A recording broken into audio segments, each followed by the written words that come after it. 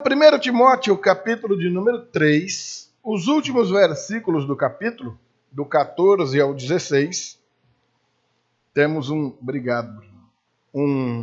títulozinho, A Igreja de Deus e o Mistério da Piedade. Vamos ler o texto logo de cara para que a gente comece a comentá-lo.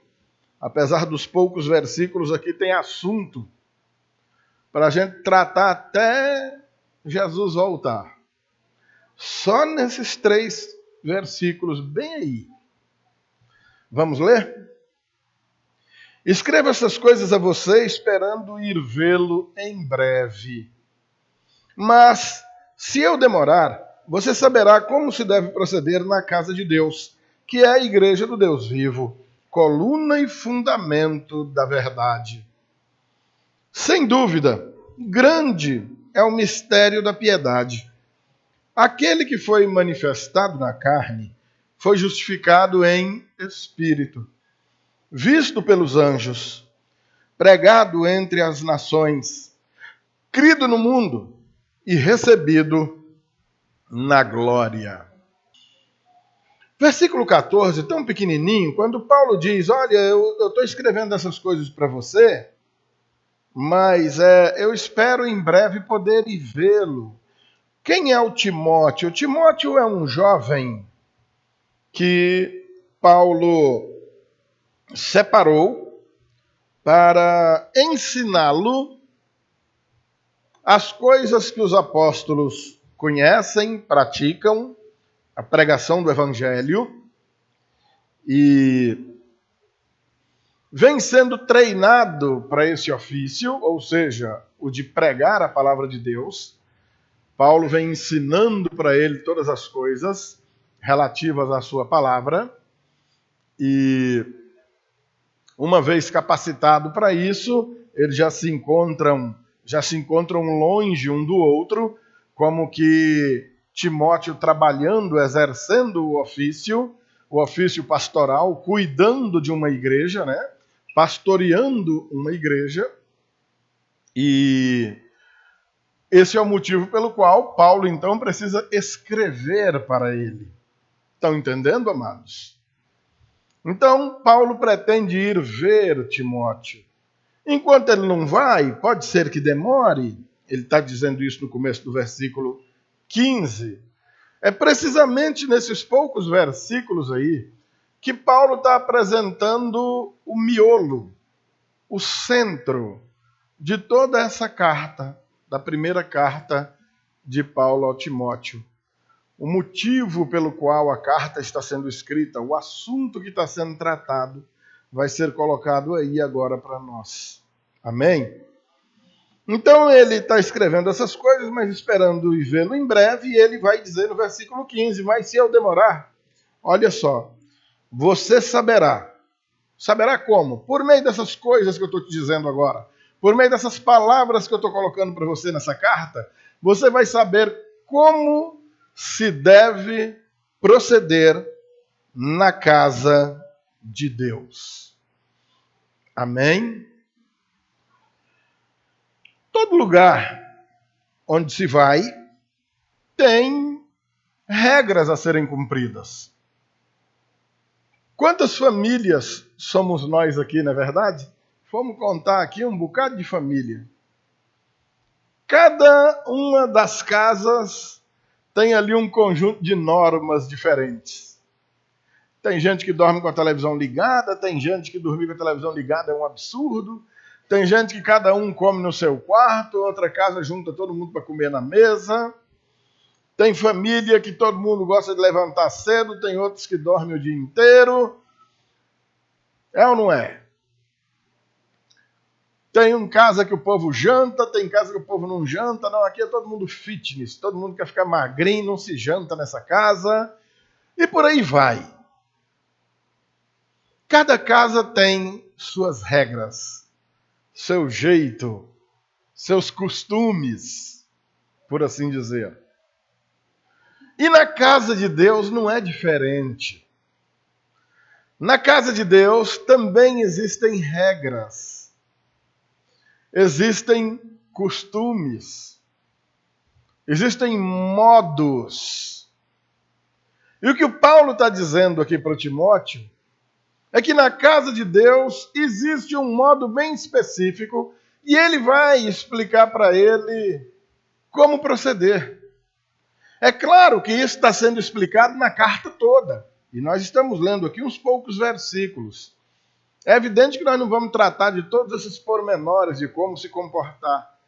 Mas nós vamos ver aqui a raiz, a base principal para se fundamentar esse ensinamento que ele está trazendo para o seu jovem discípulo Timóteo. E que depois de 2000 anos é extremamente útil para nós aqui, em união, no ano 2020. E vai continuar sendo o ano que vem, em qualquer lugar do mundo. E vai ser assim de utilidade até o dia em que Jesus vier buscar a sua igreja nessa terra. Amém, amados? Como proceder na casa de Deus? O termo casa, que o Paulo coloca aí, a palavrinha grega chamada oikos.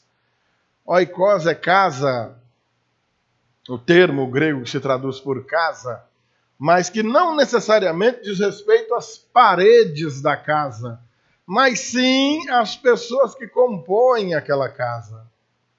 É mais ou menos como o termo igreja, que não diz respeito às paredes, mas às pessoas que compõem aquela igreja. É um pouco parecido. É que o oikos ainda se refere um pouco à moradia, à habitação. Então, a casa de Deus é um termo que ele usa, é bastante comum de ser usado, e ele tem esse costume para fazer referência ao que ele vai chamar em outras ocasiões de família de Deus. Olha só, que interessante. Um sinônimo desse oikos, ou casa de Deus, seria a família de Deus.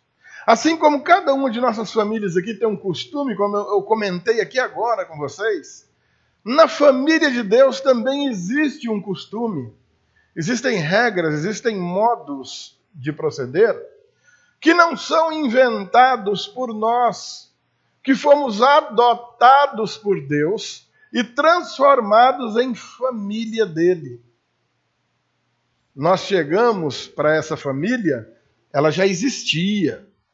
Nós não inventamos a família de Deus. Se você está sendo adotado, ou se você nasceu naquela casa, pouco importa, você vai viver naquela casa obedecendo às regras de quem manda naquela família. É assim ou não é? Quando o camarada quer viver de qualquer jeito, a mãe braba fala para ele, aqui é assim. Quando tu casar e for-te embora lá na sua casa, você faz do jeito que você quiser. Mas aqui, enquanto você estiver comendo do meu pirão, também vai provar do meu cinturão. É ou não é? Não é assim que a gente diz? Hã? Na igreja do Senhor é a mesma coisa. Quando Paulo usa esse termo, esse oikos, ele está fazendo essa associação. Na família de Deus, para os membros da família de Deus, existe um modo específico de proceder. Algumas características que são comuns às pessoas que fazem parte dessa família. Amém, queridos? Os membros dessa família não andam de qualquer jeito, não vivem como elas querem. Elas vivem como Deus determina.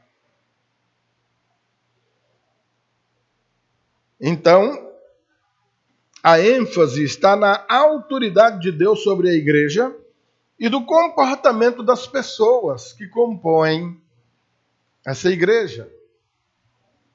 Assim como cada família tem o seu chefe, e essa família sempre vai muito bem quando o chefe dessa família é respeitado e honrado.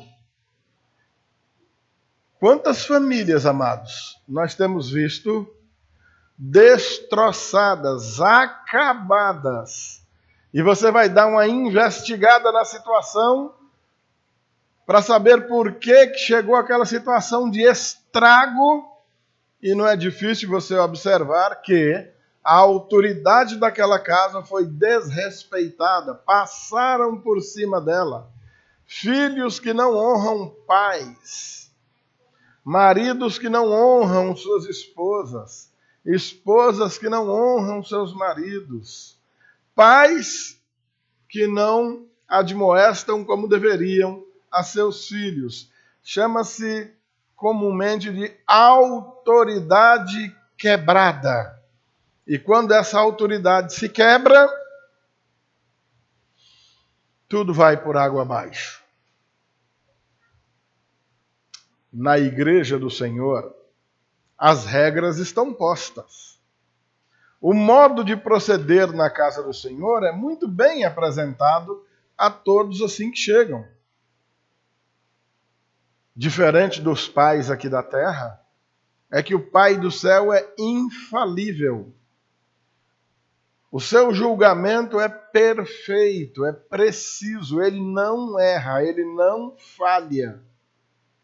E tudo quanto o homem semeia, ele colhe. E a colheita por essa rebeldia para com o Pai do céu é terrível.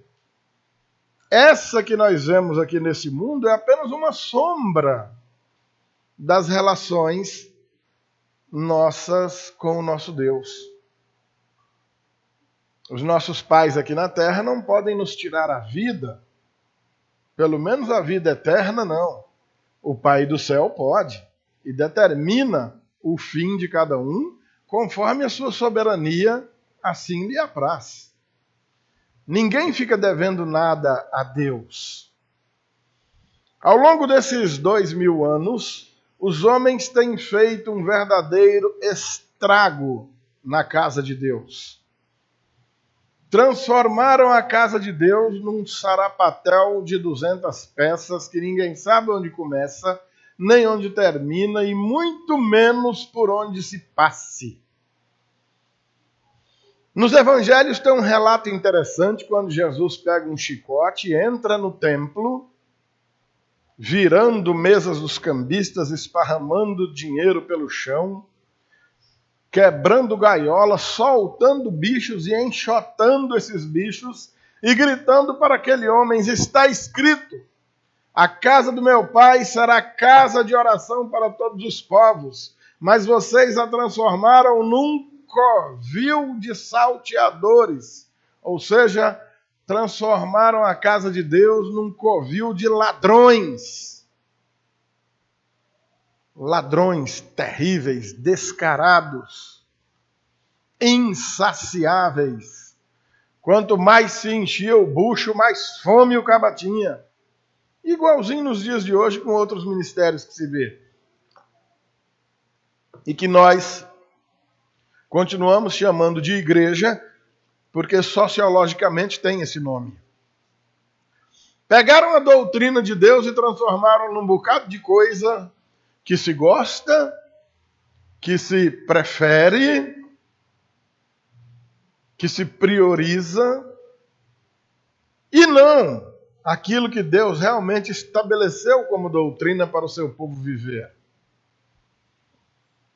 A igreja do Senhor passou a acreditar em cada coisa que parece que até o cão duvida, mas chamam de igreja de Deus. E quando alguém recorre à Escritura, vai a ela e mostra: ei, dá uma olhada aqui, ó. A Escritura, a palavra de Deus está dizendo que isso não é assim, não. Nós estamos fazendo errado.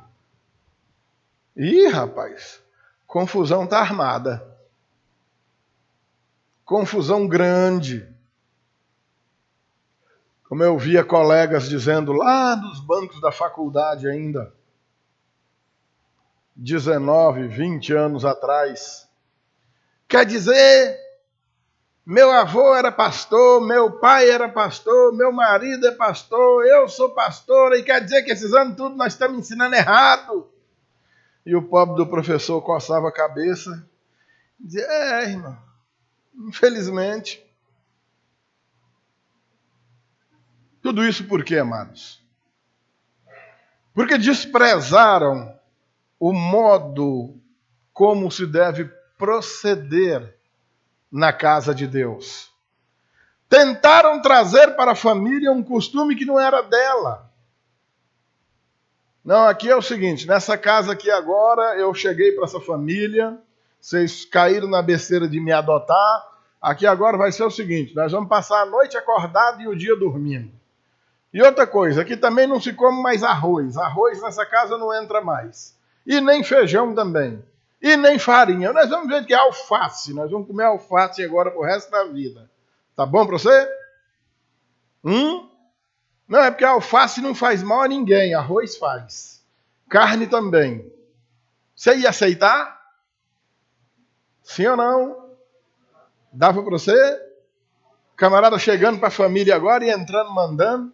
Rapaz, mas a regra diz aqui que era para a gente comer isso. Não, mas agora eu cheguei para aqui, quem manda sou eu. E eu entendo que assim é melhor. Mas foi isso que fizeram na igreja do Senhor. Pegaram a palavra de Deus, largaram ela para um canto. Aqui agora nós vamos viver assim, nós vamos praticar isso. Rapaz, mas Deus não mandou fazer isso aí não, mas eu estou mandando. Rapaz, Jesus não fez isso aí não, mas nós vamos fazer. Olha, rapaz, a palavra de Deus condena. Isso não é a palavra de Deus condenou, mas eu estou liberando.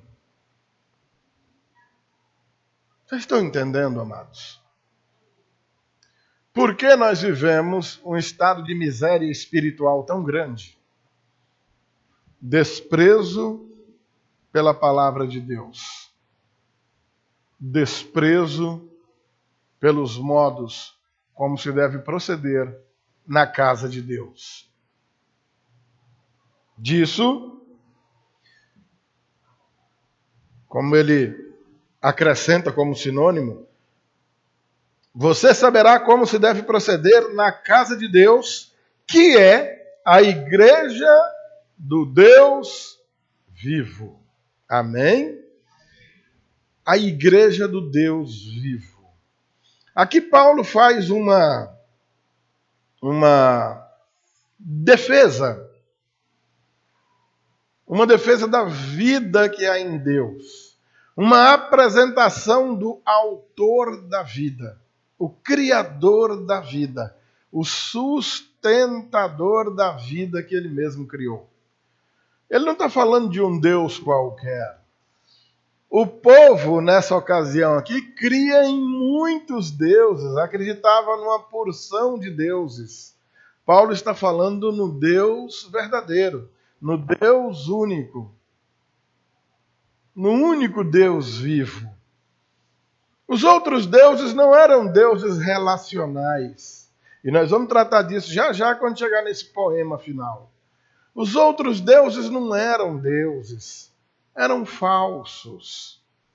Não existiam. Estão entendendo, amados? As pessoas não se relacionavam com eles. Eram deuses com os quais não se comunicava, não havia contato. A igreja do Deus vivo destaca a igreja como ajuntamento, a eclesia, que nós vimos hoje aqui na aula da Escola Bíblica Dominical, em que Deus claramente manifesta a sua presença, ele está presente. Essa é uma forma com a qual o Senhor Jesus é identificado pelos profetas. E o seu nome será Emanuel, Deus conosco. Amém? Desse modo, as referências ao Deus vivo nas Escrituras geralmente fazem menção à sua realidade e presença na comunidade dos crentes. Deus, o nosso Deus, está presente entre nós. Amém, queridos? O próprio Senhor Jesus afirmou isso aos discípulos no momento da sua ascensão. E eis que estou convosco todos os dias, até a consumação do século. Entenda, até o fim desse mundo. Não vou deixar vocês sozinhos, vocês não estão abandonados. Outro termo que ele ainda usa no verso 15, note que ele só está falando da igreja até agora, só está fazendo referência a ela. para que você saiba como se deve proceder na casa de Deus, que é a igreja do Deus vivo, coluna e fundamento da verdade. Agora o Paulo faz uso aqui de uma linguagem da arquitetura, da engenharia. O que vocês entendem por uma coluna? Está aqui uma coluna. O que essa coluna está fazendo aqui? Se ela não tivesse aqui, estava ruim para mim aqui de baixo, né? Coluna e fundamento. Pedreiro aqui nós temos poucos, mas que já quebraram um galho como servente aí tem um bocado, né? O que é uma fundação? Vocês sabem o que é um radier, um alicerce? Nós não estamos vendo, mas eu estou pisando nele aqui em algum lugar.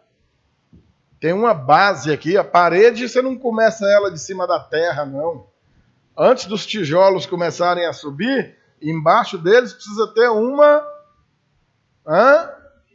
fundação, um radier, que vocês chamam aqui. Lá no sul chama de alicerce. Caso contrário, a parede cai. Se não tiver coluna, o prédio cai. Essas colunas estão aqui em pé, sustentando um prédio inteiro, para que a gente possa permanecer debaixo, com alguma segurança. Aqui e acolá algum cai por aí. A gente tem que orar a Deus, que esse madeiramento aqui é bem velho, vai para uns 70 anos já. Senhor, põe a mão aí. Lidu, depois nós vamos até olhar uma linha bem ali atrás, que a irmã Vera viu hoje, está meio assombrada, viu? Pede para ela te mostrar ali depois. Acontece, né? De qualquer maneira, a igreja do Deus vivo é coluna e fundamento da verdade, são colunas que não dá nem para comparar com essas. É uma coluna infalível, verdadeiramente eficaz, sustentada pelo próprio Deus, para que nós tenhamos segurança debaixo dela. Estejamos seguros, verdadeiramente protegidos na casa de Deus, na igreja do Deus vivo. Observem, meus amados irmãos, as formas que Paulo está usando para apresentar para Timóteo que é a igreja que ele mesmo, Timóteo, já está pastoreando.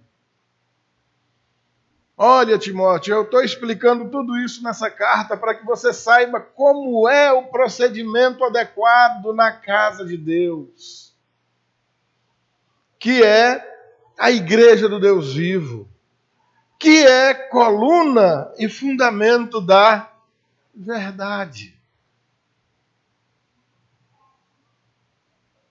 Uma apresentação tremenda, maravilhosa, bem elaborada, para que nós conheçamos, tenhamos pelo menos uma basezinha para entendimento do que seja a igreja do Senhor nessa terra.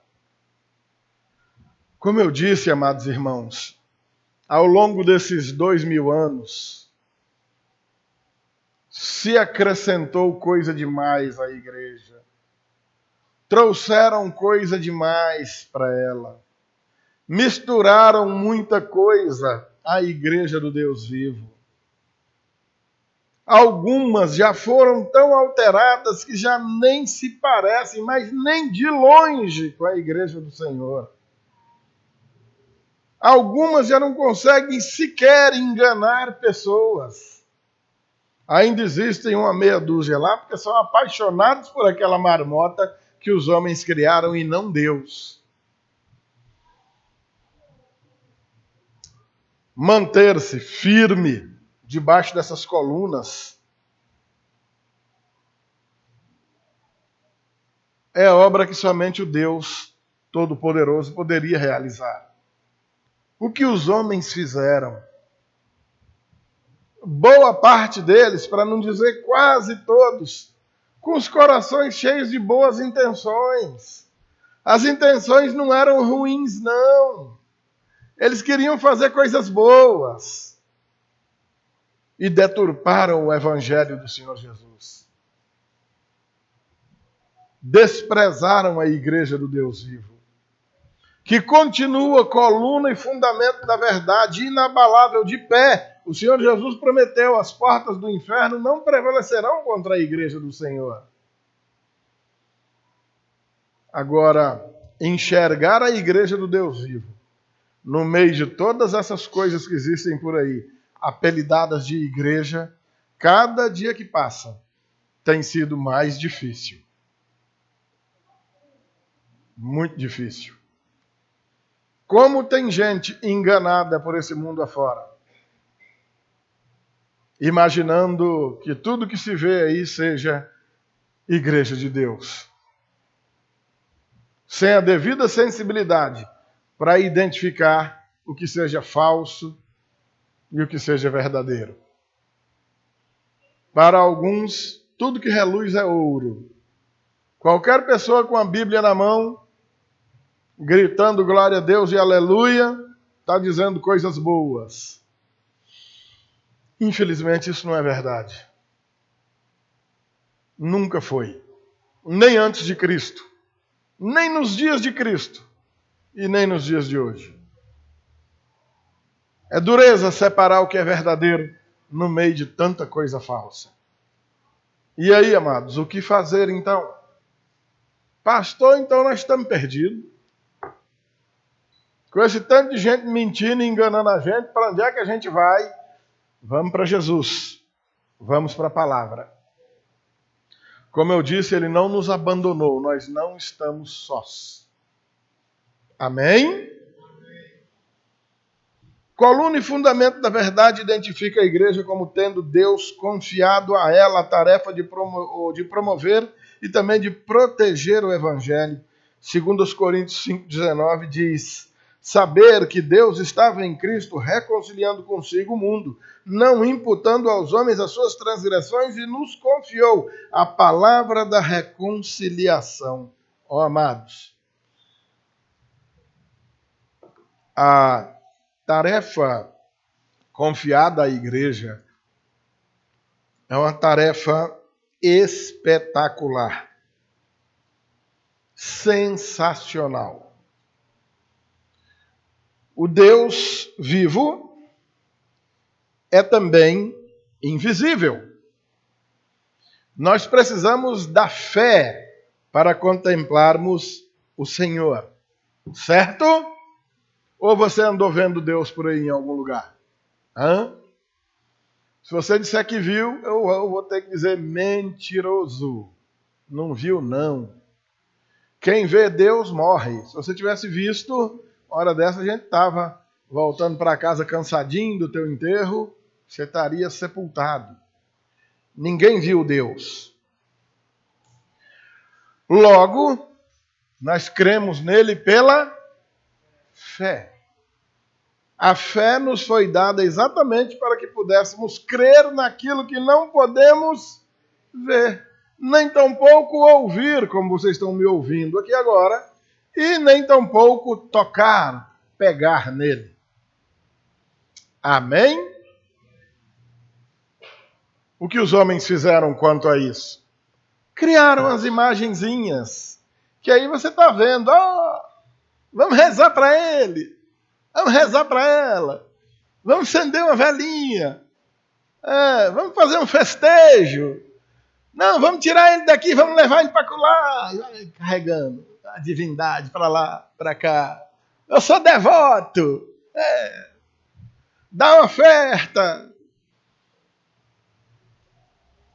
Esse você pode tocar, você pode carregar para um lado para o outro, tem como ver, você está vendo, tem gente que vê e chora, muito lindo, e ajoelha e beija, e chamam isso de fé. Ora, se a fé é crer naquilo que você não pode ver, a partir do momento que para crer você tem que estar vendo, o que é que fizeram com a fé? Deturparam a fé. Anularam a fé, mataram a fé, transformaram um relacionamento baseado em fé em algo materializado. Não fique achando que isso é exclusividade de outros grupos, não, viu? No meio evangélico é que a idolatria está pesada mesmo. É sal, é óleo, é rosa, sabonete, tijolo, cajado, manto, corredor. Está muito pior no meio evangélico. Pensa num povinho que aprendeu a ser idólatra. Terrível, nojento, absurdo, maligno. E o povo lá dando glória a Deus e aleluias atrás desses objetos que, de alguma maneira, vai prover alguma coisa para ele. E eles chamam isso de fé. A igreja do Deus vivo, essas colunas e fundamentos da verdade, é que sustentam a doutrina verdadeira que o Senhor estabeleceu. O Senhor estabeleceu, e não homem algum. Essa linguagem de arquitetura representa a responsabilidade da igreja em permanecer firme, mesmo em meio a toda proposta que o mundo apresenta, mesmo em meio a todo atrativo que o mundo oferece. Essas colunas permanecem firmes, sustentando a verdade de Deus, inabalável. E é nessa igreja que nós estamos. É nela que congregamos. E prezamos pelos modos corretos de se proceder na casa de Deus. Amém, queridos? E, diante dos olhos do mundo mau, repelindo o ataque das falsas doutrinas e não temendo nem se acovardando diante das inevitáveis perseguições. Somos perseguidos? Somos. Temos problemas? Temos. Passamos por tribulações? Muitas. Sofremos? E permanecemos firmes, porque estamos debaixo de uma casa que tem colunas e fundamento inabaláveis, sustentados na verdade de Deus. Amém, amados? O papel de promover o evangelho é divinamente dado à igreja e não a nenhuma outra instituição. Amados, é a igreja do Senhor que promove esse evangelho. Queridos, durante alguns anos, eu fui um dos dirigentes de uma associação, de uma ONG, de uma entidade beneficente. E nós pretendíamos, por meio daquela instituição, criarmos um meio que facilitasse a propagação do Evangelho.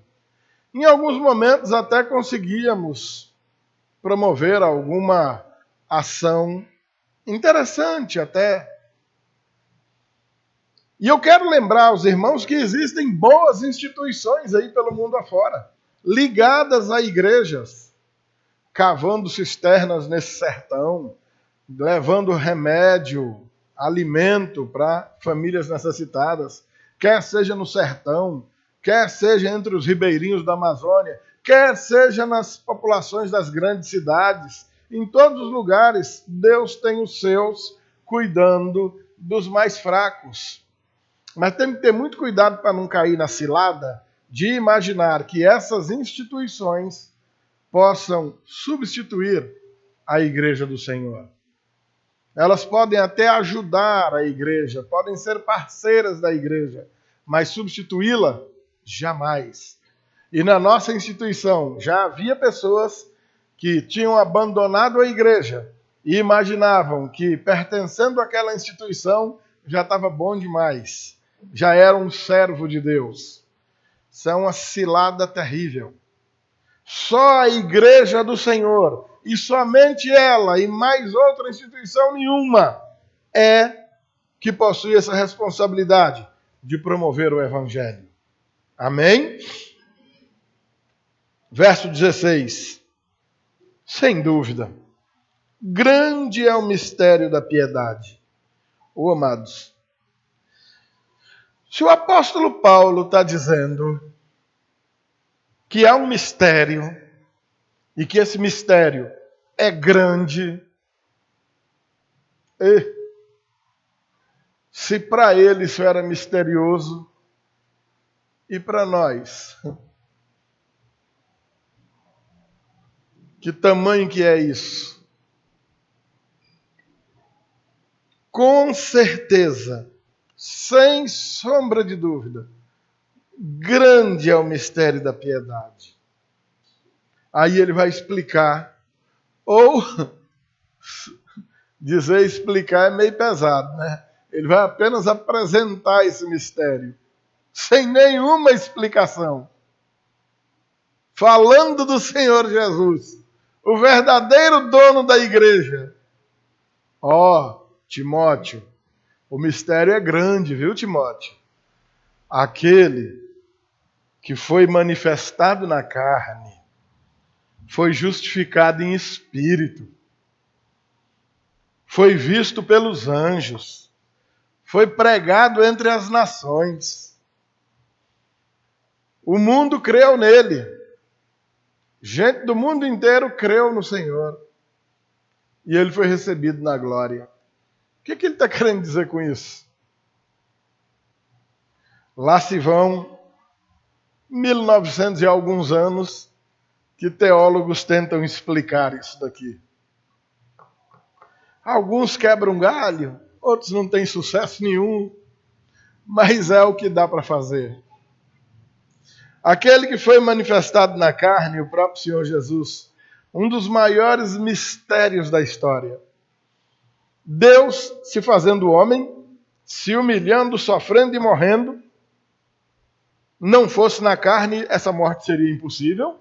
Por isso que ele foi manifestado na carne. Se ele vem somente em espírito, como é que ia morrer? E ele tinha de morrer. Para poder ressuscitar gloriosamente ao terceiro dia e derrotar a morte para abrir para nós possibilidade de vida eterna.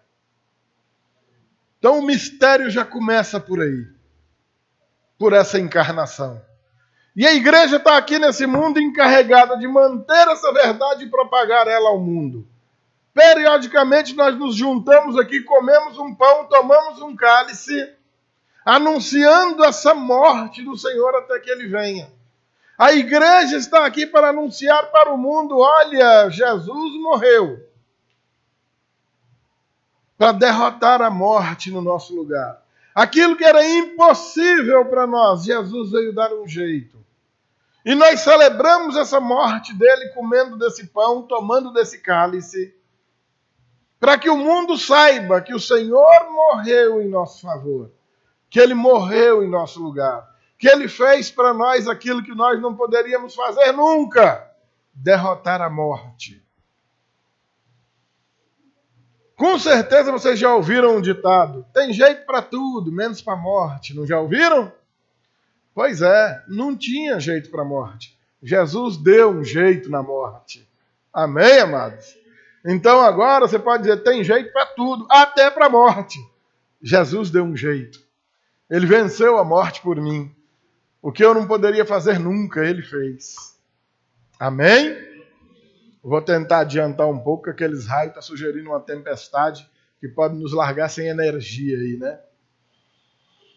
Foi justificado em espírito, em sua misteriosa e gloriosa ressurreição dos mortos. Visto pelos anjos, apresentado vivo e vencedor diante de todos os seres celestiais, sejam anjos bons ou anjos maus, todos testemunhas da ressurreição do Senhor. Todos sabem que ele vive e vive para sempre. Pregado entre os gentios ou entre as nações, a mensagem de Cristo foi e continua sendo pregada pelo mundo inteiro, a todos os seres humanos sem distinção alguma, e isso de modo milagrosamente eficaz, já que ele foi e está sendo crido no mundo inteiro. O que homens não podiam fazer, o Senhor fez. O Senhor é crido no mundo inteiro por isso.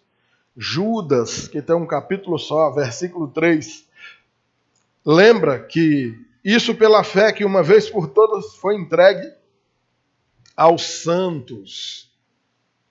Temos fé porque Ele nos deu fé. Acreditamos porque Ele concedeu que nós pudéssemos acreditar. Esperança que não existia, Ele colocou no nosso coração. Então, amado, recebido na glória, é a última declaração desse poema aí.